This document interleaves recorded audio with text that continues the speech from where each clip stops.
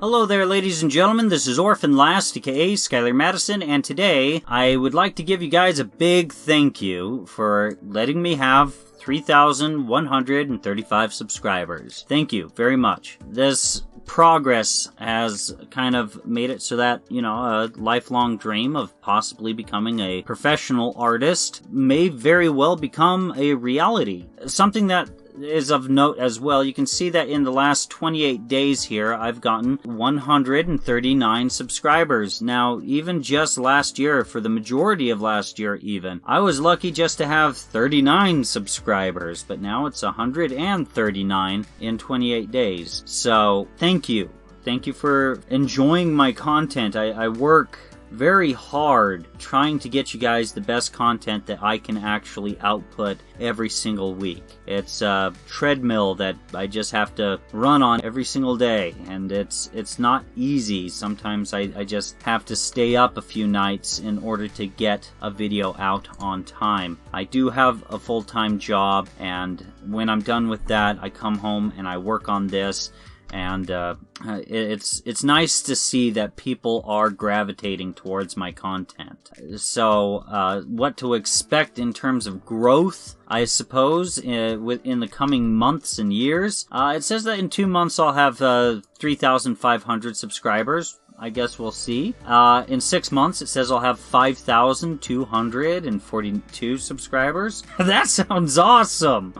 Oh, I would love that. And let's see, in 1 year, I'll have close to 10,000 subscribers. 1 year and 2 months, so pretty dang close to this time of the year. Next year, I should have 11,616 subscribers. And if you guys recall, in one of my I think it was the 2 years in retrospect video, it said that within the first few months of 2021, I would have 10,000 subscribers, and that's awesome. Now, the importance of 10,000 subscribers is basically this. You start getting noticed by big companies, and they start asking you to do sponsorships. Now, of course, those first sponsorships for the first year or two or so, they're only willing to give you a free product in exchange for you leaving a review. Now, of course, I'm only going to leave a review for products that I happen to actually want, and products that I actually think are good and quality. That's the thing. Sponsorships are kind of notorious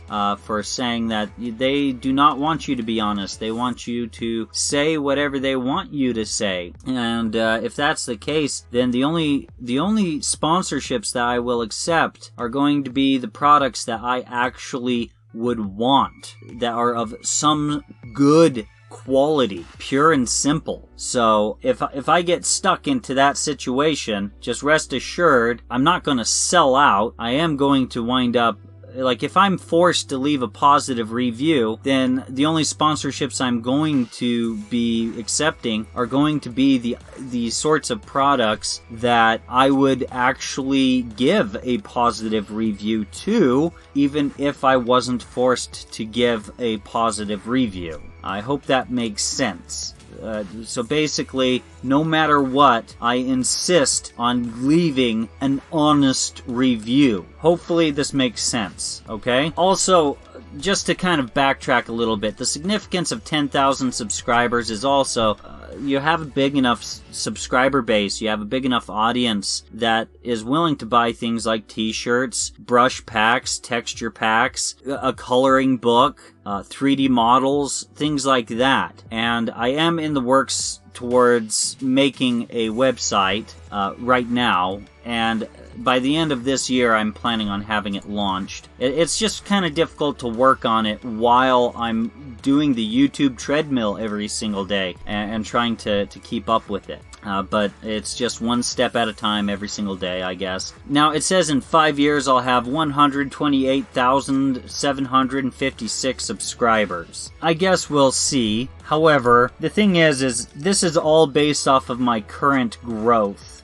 my current analytics, the current statistics going on my channel. As a channel starts to grow, the number of subscribers every single month increases. So I'm not really quite sure if this is quite accurate, and I hope actually that it is significantly higher than that. But anyhow, but it wouldn't be the worst thing in the world. So those are two things that you have to look forward to going on with my channel, I guess, at least with the growth and as well as what I'm planning for the future. I've kind of discussed some of that in the past. Here's something interesting, the Curvilinear Perspective playlist. Now, I like this playlist, but I'm thinking about remaking it, and I kind of want to show you guys how I'm thinking about remaking it. When Jazza was having the Win My Channel competition, I made this video, and I don't think that I'm ever going to release this video. Primarily because he had me just try to cram as much information into 15 minutes. And if anyone's seen my content, which I'm pretty sure you have, my content tends to be about 30 minutes. And you know, it's kind of frustrating because, like, newbie artists oftentimes expect me to say and mention every last bit of information because it's comforting to them. And the frustrating bit about that is that even when I do mention every last bit of information, oftentimes they ask me why didn't I mention the information that I actually did mention inside of the video.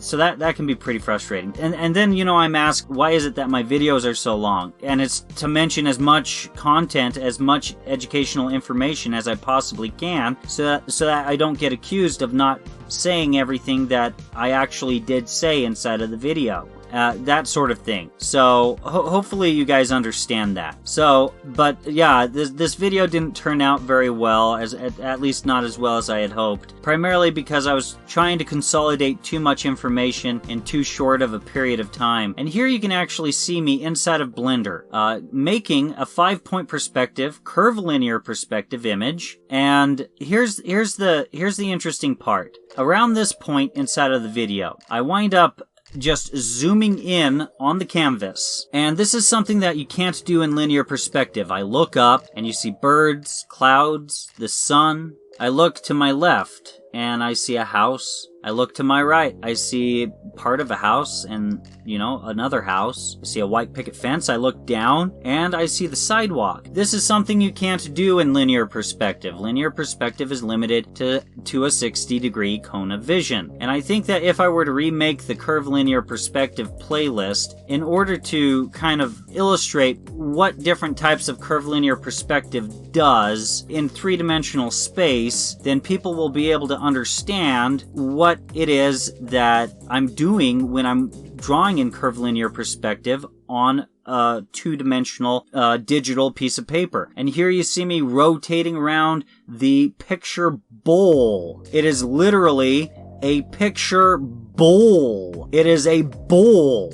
When I've referred to it as a picture bowl, I really mean it. So that's kind of cool. So yeah, I think that being able to illustrate that inside of Blender before I go about teaching, the same way that I'm currently teaching inside of the Training Wheels to Drawing in Perspective series, inside of the Teach Me to Draw playlist, I think it would help people understand what it is that I'm doing when I make a grid like this inside of something like Affinity Photo and then start drawing. So yeah, let me go ahead and move on.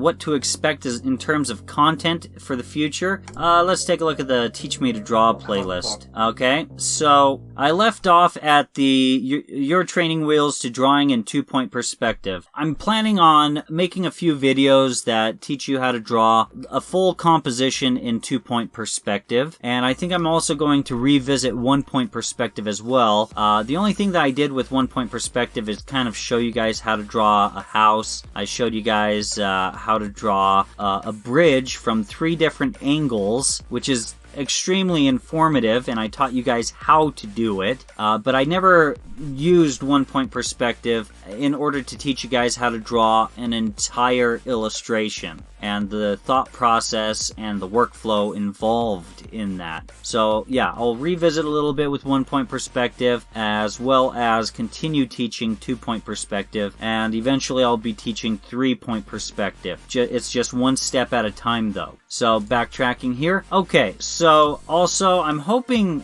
to provide a lot more Blender videos and more frequently. The only thing that's standing in the way right now is I'm trying to expand my portfolio a little bit more. I'm trying to draw more images for my portfolio so that when I launch my website, I can have a portfolio there and also have this section on the website that says that, you know, commission, and you're able to hire me, and ultimately is that there will be a price calculator on it. There has to be. I understand that the speed painting videos on my channel, they don't do as well as the educational content, and I understand why. I really do. But I just need to expand my portfolio, and once I feel satisfied with that, there will be a lot more Blender videos. I'm starting to love Blender so much, and I love making, like, just making models. I love the sculpting process. It's just a beautiful process all the way around, and I love the medium, and I'm starting to love it a lot more than 2D, working in 2D. It's totally 100% satisfying, whereas whenever I need to color an image, it's just this long, drawn-out process that's just really frustrating when I'm working with 2D. So, yeah, just a little heads up, this weekend I'm planning on